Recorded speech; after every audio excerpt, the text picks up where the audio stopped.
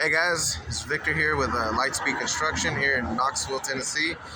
It is now October, which means leaves are falling everywhere. And where do those leaves go? I bet most of it is going into your gutters.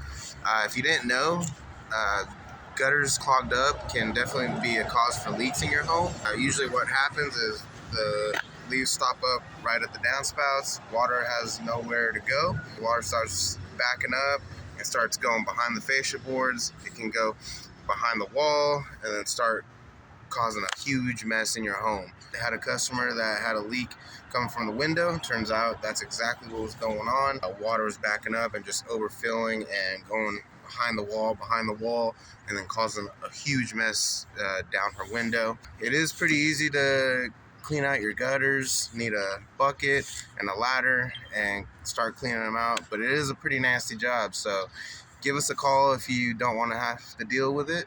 Our gutter prices for cleaning starts at $175. Thanks guys, appreciate it. Give us a call. Litespeed Construction.